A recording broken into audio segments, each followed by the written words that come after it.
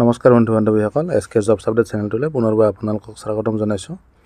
এখন নটিচৰ বিষয়ে আজি আলোচনা কৰিম। যিসকলে বিএড পঢ়িম বুলি ভাবি আছে, এইখন অকল বিএড কেণ্ডিডেটসকলৰ কাৰণে সুবিধাজনক হ'ব।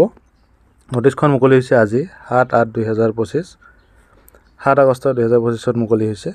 ইয়াতে চাব, office of the principal, district institute of education and training, Goalpara, দুধনৈৰ ফালৰ পৰা। যিসকলে দুধনৈৰ দায়িত্বত পঢ়িম বুলি ভাবি আছে, সেইসকলৰ কাৰণে এইখন আপোনালোকৰ কাৰণে সুবিধাজনক হ'ব।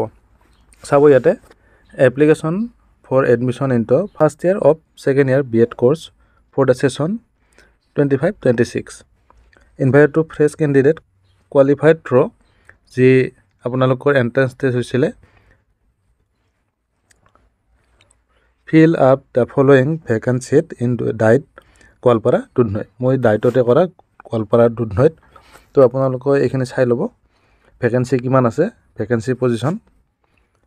প্ৰথমতে জেনেৰেল আনৰিজাৰ্ভৰ কাৰণে আছে 14টা, OBC MOBCৰ কাৰণে 9টা আছে, SCৰ কাৰণে 2টা আছে, ST প্লেনৰ কাৰণে 3টা, ST হিলৰ কাৰণে 2টা, PWD কাৰণে 1টা আছে আৰু EWS কাৰণে 2টা পদ আছে। টোটেল 33টা ইয়াতে পদ থাকিব।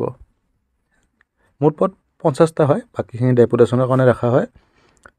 তো বাকীখিনি ইয়াতে আপোনালোকৰ উল্লেখে আছে যে date of issue and submission of admission form 11 আৰু 12 আগষ্টত কৰা হ'ব।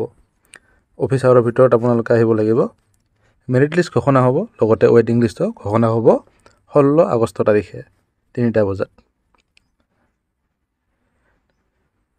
আপোনালোকে ৱেবছাইট ভিজিট কৰি আপোনালোকে চাব পাৰে। আৰু এডমিশ্যন হ'ব 18 আগষ্ট তাৰিখে। মেৰিট লিষ্ট হিচাপত হ'ব। যিখিনি মেৰিট লিষ্টত থাকে সেইখিনি এডমিশ্যন ল'ব পাৰিব। যদি মেৰিট লিষ্টত থকা কেণ্ডিডেটে নাহে এডমিশ্যন ল'ব, পিছদিনা 19/8/2025 অৰ্থাৎ 19 আগষ্ট 2025 ৰাতিপুৱা 10 বজাৰ পৰা ৱেইটিং লিষ্টত থকা কেণ্ডিডেটসকলে এডমিশ্যন ল'ব পাৰিব। তো বহুতে সুধি থাকে যে দুধনৈ দায়িত্বত কিমান ছিট আছে বা ফ্ৰেছ কিমান এতিয়া এইবাৰ এডমিশ্যন হ'ব। তো এইখিনি আছিলে ভিডিঅ'টোত। ভিডিঅ'টো ভাল লাগিলে লাইক কৰিব, যদি কিবা সুধিব লগা থাকে কমেণ্ট কৰিব। যদি চেনেলটোত প্ৰথমবাৰ আহিছে, চেনেলটো ছাবস্ক্ৰাইব কৰি বেল আইকনটো প্ৰেছ কৰি থ'ব। আশা কৰোঁ আপোনাৰ দিনটো শুভ হওক। ধন্যবাদ। জয় অসম।